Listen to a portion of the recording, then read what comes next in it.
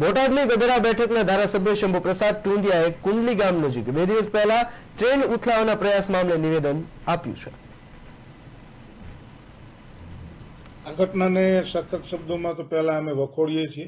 હું ભારતીય જનતા પાર્ટીનો રાષ્ટ્રીય મહામંત્રી હોવાના નાતે દેશભરના જુદા જુદા બધા રાજ્યોમાં પ્રવાસ કરતો હોઉં છું।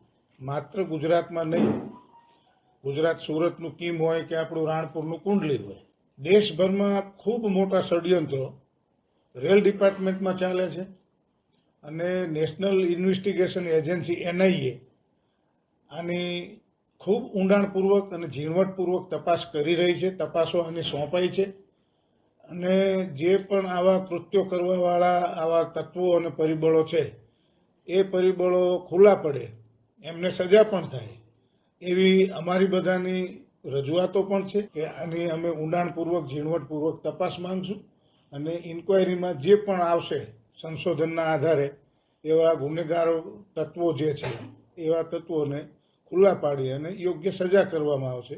સીધો આરોપ કોંગ્રેસના લોકો ઉપર આપના માધ્યમથી કરું છું કે કોંગ્રેસે પશ્ચિમ બંગાળમાં અને ત્યાં આવા ષડયંત્રો કર્યા છે। આંધ્રમાં પણ આવું એક ષડયંત્ર પકડાયું, કર્ણાટકમાં પણ પકડાયું। ત્યારે જ્યાં જ્યાં કોંગ્રેસની રાજ્ય સરકારો છે ત્યાં રેલ ડિપાર્ટમેન્ટ બદનામ થાય, આ જ પ્રકારે ટ્રેનને ઉથલાઈ પાડવાનું ખૂબ મોટું ષડયંત્ર હતું। એટલે આવી ઘટનાઓ પણ દેશની સમક્ષ આવી રહી છે।